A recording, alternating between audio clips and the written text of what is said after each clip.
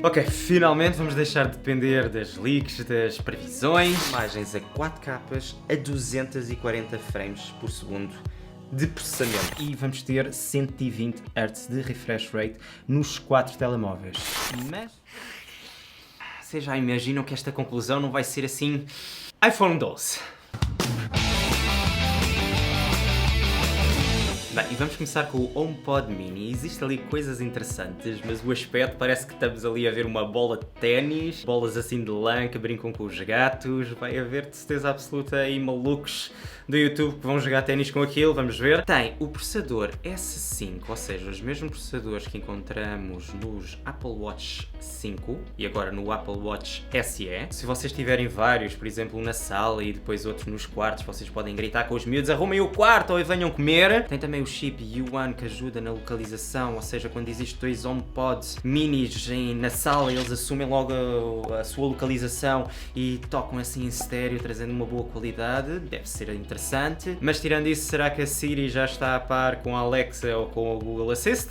Não sei. Agora, antes de passar para os 4 telemóveis que a Apple lançou, vou falar sobre a parte ecológica que eles gabaram-se.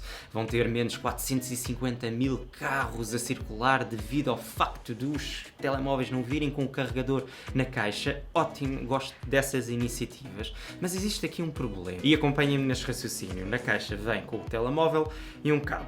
E o cabo é Lightning Cable, não temos USB-C, para USB-C, ou seja, Lightning Cable para USB-C. E o problema em relação a isso é que eles têm razão, eu tenho em casa uma quantidade de carregadores, mas tenho uma quantidade de telemóveis que eu faço testes. E a maior parte deles, aliás, só tenho um que tem entrada USB-C e todos os outros são USB-A, e os portáteis, nem todos os portáteis têm entrada USB-C, onde depois vocês podem carregar estes novos iPhones, e a maior parte dos utilizadores iPhones 11 ou anteriores provavelmente vão vender esses equipamentos no LX em segunda mão com os carregadores.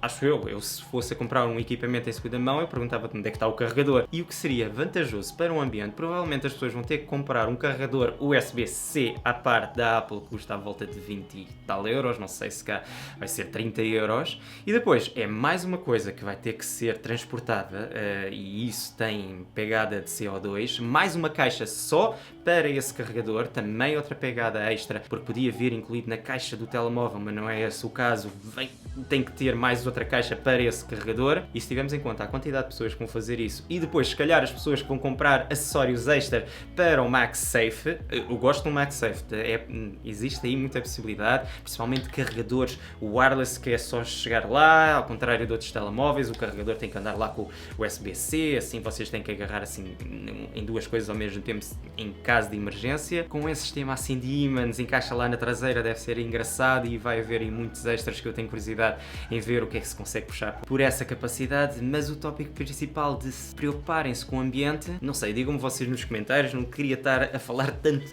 tempo neste tópico. Avançando para os iPhones e tudo o que eles têm em comuns, o vidro tem um revestimento cerâmico que supostamente é 4 vezes mais resistente que a versão anterior, ou seja, vai haver aí testes de malta a tirar se calhar o telemóvel 4 vezes mais alto do que o iPhone 11 e supostamente só parte, não sei se é tipo essa equivalência, mas vai haver malucos para depois testar essa resistência, e é bom ver isso porque de certeza absoluta que substituir os ecrãs vão continuar caríssimos na parte da Apple. E depois todos eles têm o processador A14 Bionic Chip de 5 nanómetros, ou seja, o primeiro processador num telemóvel com 5 nanómetros de transistores. Acho isso excelente, e depois eles gabaram-se que tem 50% mais performance no CPU do que a concorrência, mas até que ponto é que estamos a falar do Snapdragon 865 Plus? Se for esse o caso, números fabulosos. E também o GPU é supostamente 50% mais rápido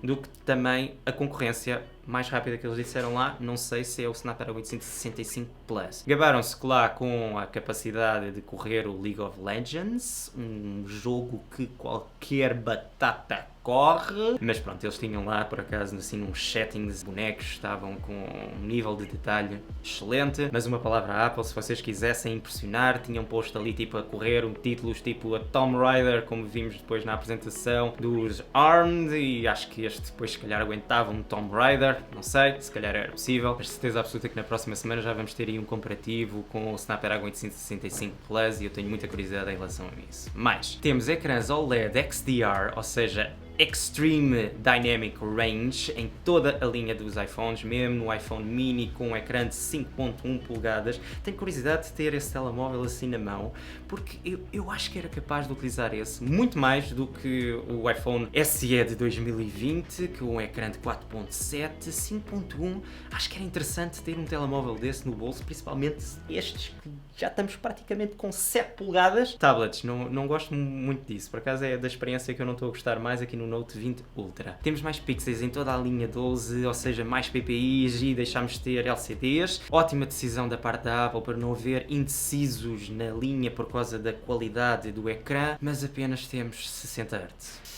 Avançando. O notch continua grande por causa do Face ID Unlock, só que não houve lá pormenores a ver se havia um Face ID Unlock mais rápido, se tinha um Face ID também com ângulos mais acentuados no telemóvel, ou mesmo a capacidade de fazer Face Unlock quando nós temos a máscara. Seria interessante da parte da Apple, mas não houve referência nenhuma a isso, por isso calculo que seja praticamente igual à linha 11. E todos vêm preparados para a conexão 5G que eles lá gabaram-se, também lá numa câmara anecoica e gigante, que supostamente é do telemóvel que consegue ter ligações 5G mais estáveis e mais rápidas do que a concorrência. Vamos ver. Agora, em relação aos sensores no iPhone 12 e no 12 mini, parece que são muito parecidos à linha 11, mas o sensor wide, o principal, tem uma abertura f1.6 em vez de f1.8 que estava na linha 11, e depois esse sensor tem 7 lentes que ajuda supostamente para a performance em um low light, fotografias e filmagens em 27% de performance em relação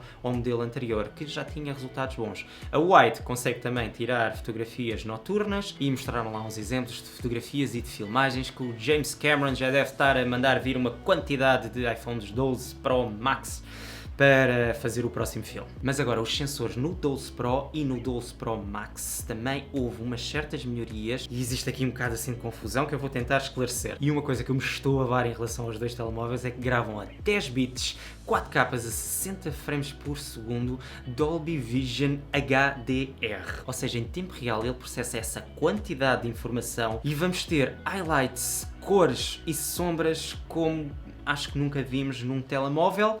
Espero não estar aqui a construir assim um castelo demasiado alto para depois cair e ser maior o tombo. Também veio com a capacidade de vocês editarem essas filmagens no próprio telemóvel devido ao Bionic Chip A14. É assim, eu tive gravações de 10 bits da Sony Alpha 7S3 e o meu MacBook Pro 16 com o i9 já se arrastava. Tenho curiosidade para ver se é suave fazer essa edição no telemóvel. Os dois modelos da linha Pro vêm com um sensor LiDAR que depois vocês conseguem tirar fotografias com efeitos de focagem à noite e supostamente vai melhorar muito esse processamento e a velocidade que tiram fotografias com efeitos de focagem. Mostraram lá na apresentação a capacidade desse LiDAR com realidade virtual e com uma edição de um vídeo em que tinha assim um círculo lá atrás. Deve ser interessante. No próprio vídeo em que faça assim o recorte do sujeito com uma boa capacidade, tenho muita curiosidade, mas também mostraram a capacidade industrial, a organizar assim o sítio onde punham assim umas certas máquinas que poupava bastante o tempo, acho que faz sentido também. E depois o 12 Pro Max, para além de ser o maior telemóvel com ecrã de 6.7 polegadas, ou seja, o ecrã maior que alguma vez a Apple lançou, os sensores também existem ali duas diferenças cruciais em dois deles, no telephoto e no sensor principal. No telephoto temos uma lente de 65mm, ou seja, mais narrow, mais estreita.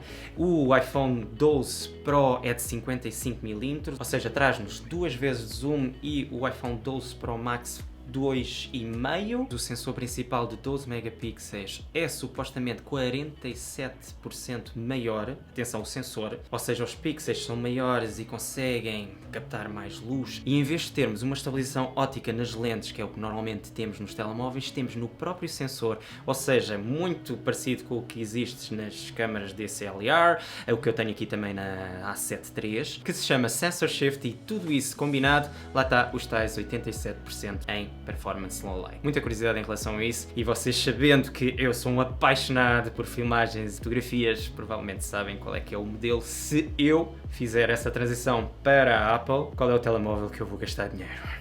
Conclusão. É assim, ainda bem que eu não fiz o vídeo logo depois da apresentação, porque a palavra que me estava na cabeça era desilusão, porque uma empresa que tem acesso às tecnologias que nós nem fazemos a mínima ideia que existem, ou seja, tecnologia para 2022, temos certos aspectos e certas características de hardware, até o aspecto é antigo, mas atenção, eu gosto. Estão a ver? Acho que vou gostar bastante deles terem ressuscitado este look. Mas existem outras características de hardware, por exemplo, 120 Hz. E a Apple pode dizer uma quantidade de declarações que os 120 Hz não estava preparado, ou era para reduzir o tamanho da bateria, para ser um telemóvel mais elegante. É tudo desculpas para o próximo ano trazerem os 120 Hz. E a malta que já está habituada a iPhones e nunca testou o que é ter um telemóvel de 120 Hz e a fazer assim o swipe, essa fluidez que gosto muito. No próximo ano os 120 Hz, uau, a Apple inventou os 120 Hz. Compram o último dele porque pronto, tem essa característica que vale a pena depois fazer essa transição. Atenção, fica já aqui dito, e eu acho que vou utilizar este clipe, que o próximo ano a performance do A15 não vai ser assim tão boa como do A13 para o A14. Impressão digital no Power Button, como existe agora no iPad Air, para nos ajudar agora nesta situação de máscaras, aquele notch ficar reduzido ou haver sensores debaixo do próprio ecrã para termos um notch mais pequeno. Tenho a certeza absoluta que eles tinham essa tecnologia, mas câmera lenta em 4K a 120 frames por segundo, que eu acho que também esse processador aguenta, mas se calhar numa atualização depois vamos ter essa capacidade, fiquem à espera. A conexão antiga de Lightning Cable, que para quem tem apenas PCs, Windows, para ligar depois um telemóvel de iPhone é um 31. É assim, quem tem MacBook Pros, que é o meu caso, ou iMacs, o AirDrop é um espetáculo, funciona muitíssimo bem, mas quem não tem, aquela coisa deles empurrarem para ir para o ecossistema, irrita-me imenso. Por um lado, estou entusiasmado para testar estes equipamentos, mas por outro, estou desiludido por esta falta de nos trazer tipo next big thing e trazerem-nos apenas coisas tipo next thing. Quem diz, não, iOS é a melhor coisa, é porque nunca andou com o Android e não sabe da flexibilidade que existe no ecossistema da Android. Deixem nos comentários se era este o iPhone que vocês estavam à espera para fazer a transição do sistema Android, se é este o telemóvel que os vai manter no sistema da Apple, se é este o telemóvel que vai fazer com que vocês passem para os Androids, porque há certas características de hardware que os Androids estão quase 2 anos à frente da Apple. Espero que tenham gostado. Vemos noutros vídeos.